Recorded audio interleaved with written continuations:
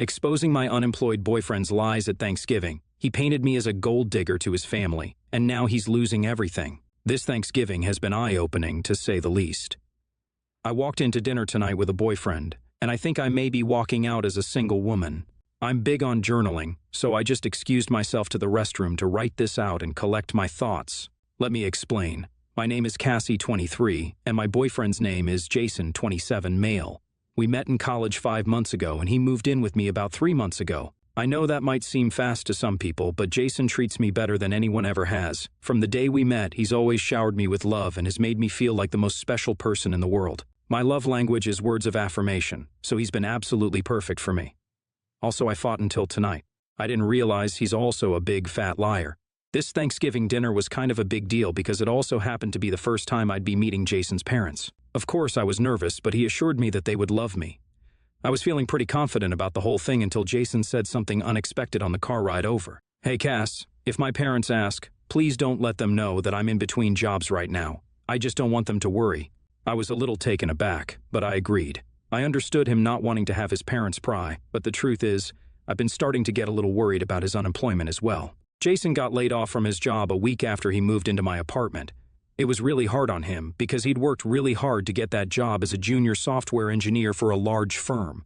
He started putting in applications to other companies, but so far hasn't gotten past the interview for any of them. Prior to him moving in, we had agreed with split rent and other expenses 50-50, but I told him not to worry about it until he finds another place to work. I didn't want to cause him any more stress or having burned through his savings.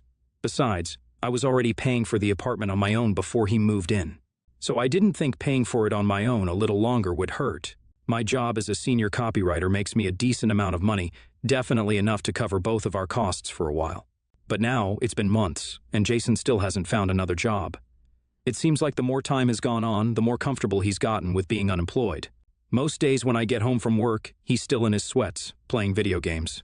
It's been a couple of weeks since his last interview, and I don't want to pressure him too much, but I'm worried he's stopped applying for new jobs altogether, especially after what happened out there at the dinner table tonight. When we arrived at his parents' house, I was quickly introduced to his parents, aunts, and uncles and cousins. They all seemed nice enough, but they all gave me a funny look, almost pitying, and I couldn't figure out why. Eventually, we all sat down to eat, and everything was going fine until Jason's uncle brought up work. He asked me what I do for a living. I told him I'm the senior copywriter for a marketing agency. He raised his eyebrows and gave a surprised nod. "How's business going these days?" he asked. "It's going great," I said. "We've gotten quite a few new clients just this month." Jason's mother stifled a laugh through a cough. When she realized all eyes were on her, she said, "I'm sorry, I was just under the impression that your line of work is not very lucrative." She looked at Jason as she said this. I looked at him, confused. He looked like a deer in headlights.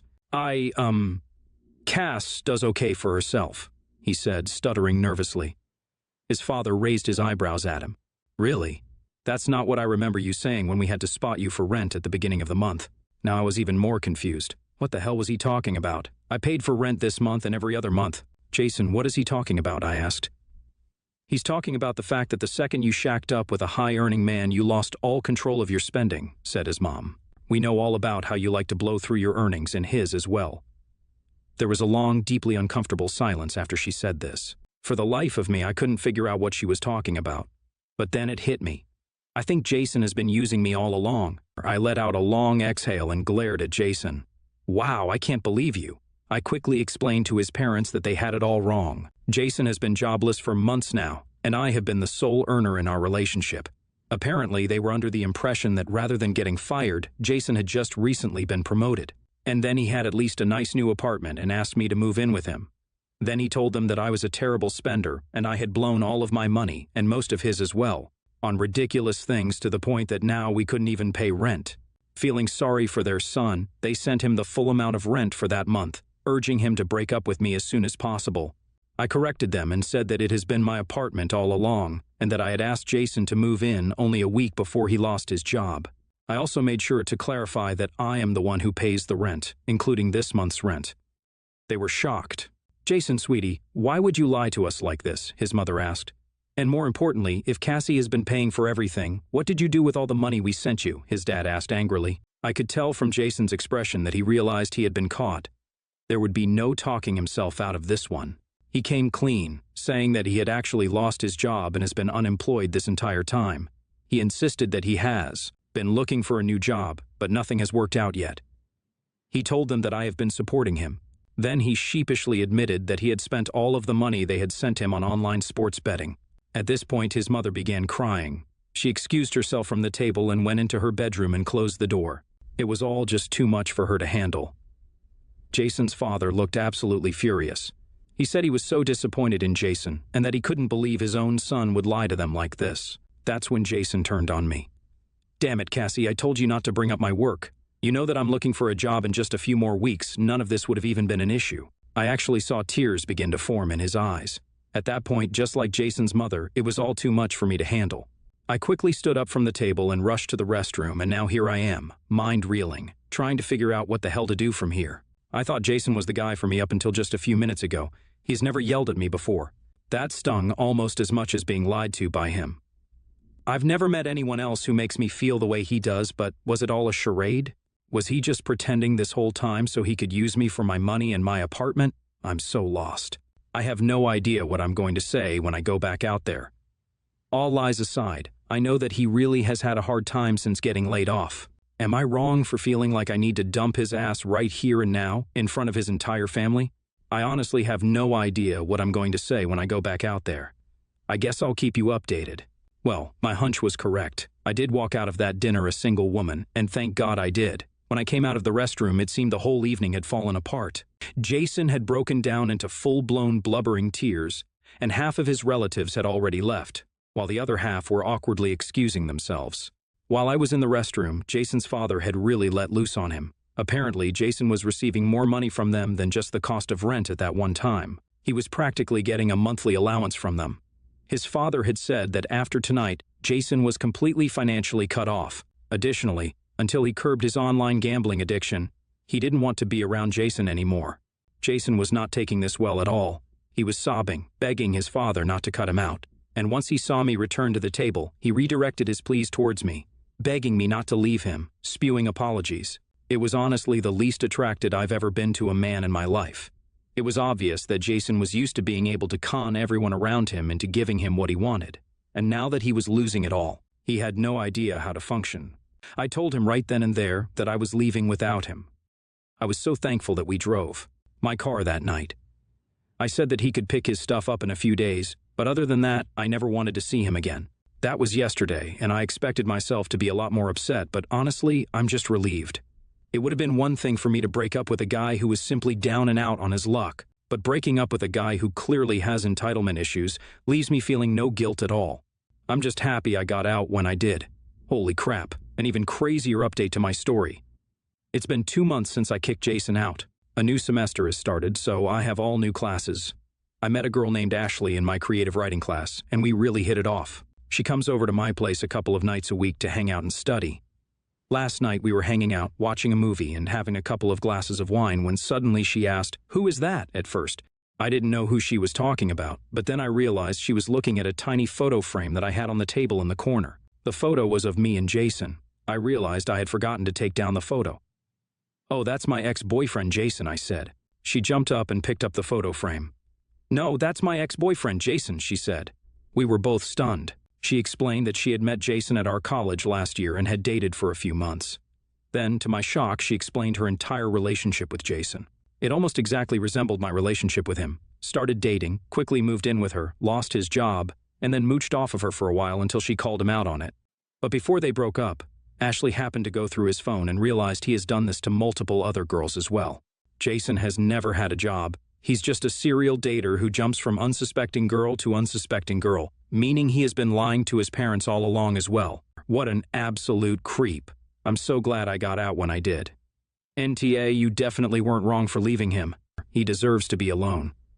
Esh, to be honest, I think everyone is a little bit at fault here. You need to grow a backbone and stand up for yourself sooner and not be so naive. Both you and Jason's father need to be aware of the fact that he has an active gambling addiction and probably needs help. And addict or not, Jason definitely is a jerk for repeatedly using girls like that. Long story short, moved into a house across the street from a school in May. Had no issues. Beginning of this school year, had the same car block my driveway for 2 weeks. We could barely get our oversized vehicles into the small, narrow driveway with the car parked there. There's also a no parking AM to PM sign right there also. I called the front lobby to ask them to move. Next day, I asked a worker to ask them to move. Following day, they were there again around 2:45 p.m., so I left a nice note explaining my husband works rotating shifts, and he's notorious for backing into things. And I don't want their vehicle to end up being hit at some point, if they could please park 5 feet behind where they are parking now. The very next day, the car was in the middle of the road, parked, and traffic could barely get by. Mind you, we have to deal with a car rider line as well as this specific car parking in front of our driveway. So I posted on our private Facebook group asking if anyone else had this issue, and if so, what did they do? And before anyone suggests it, I did not want the car towed, or for them to get in any trouble. That was at 3 p.m., gave no description of the car. 3:45 p.m., the principal told me to call her directly, then had me walk out to explain what the issue is, and then proceeded to scold me and essentially told me to shove it, that she didn't want them parking in the parking lot, and I couldn't have them towed. I explained, no, I didn't want them towed. I just wanted 5 feet to be able to not have to Jenga my way into my driveway.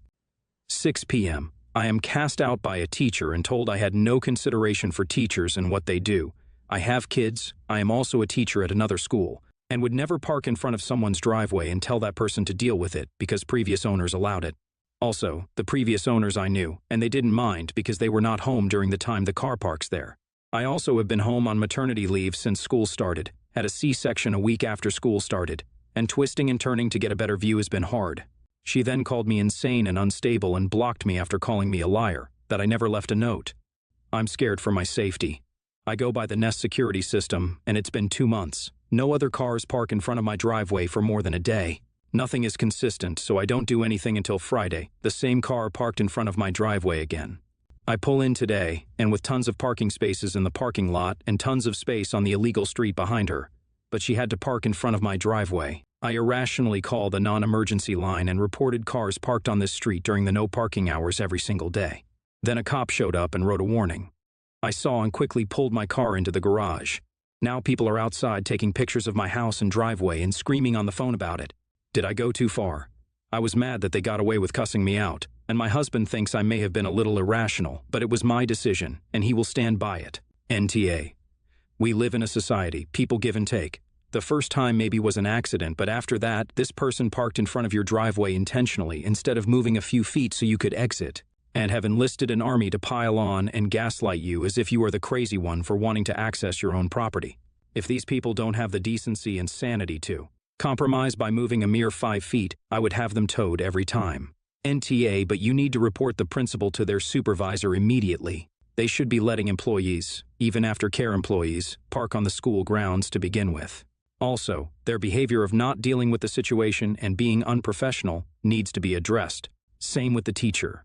The kid is probably being told by mommy to keep parking there and don't worry about what you say. I would immediately, though, speak to a lawyer and get to know all your legal rights, not just make assumptions of what they should be, along with researching what the laws are about parking on public residential streets. Have everything in writing and document everything being said and done, then make a decision on what your next legal step is going to be. I, 35, female, am married to Josh, 37, male. Josh has a child, Nate, 15, male, from his previous relationship, which I treat as my own. My in-laws have decided to visit us and stayed with us for 2 weeks as we have a bigger house, and they live on another end of the country. I didn't mind that as I assumed I would be working most of the time. I currently work from home as recently my anxiety has been through the roof due to something that happened in the office. However, after the first few days, I discovered that my in-laws are way too much for me to handle right now in my current state. They are very talkative, demand attention all the time, including while I'm working, want to spend time as a family 24/7, and give unsolicited advice on everything. Each of them is also incredibly picky what to eat, so the easiest option to accommodate their pickiness is to order a takeaway, which is something we have been doing for a week. Unfortunately, my in-laws are also too much for Nate. He absolutely hates their company as they wouldn't shut up about his personal life and keep asking questions. I have managed to avoid them by locking up in my office for the last week and gaming after office hours while saying everyone I'm very busy at work and pretending I'm working. I need to relax, and their presence affects my mental health too much. Seeing Nate in the same situation made me suggest for him to do the same. And then both of us can sneak out somewhere later in the evening and during lunch for food, which he agreed to.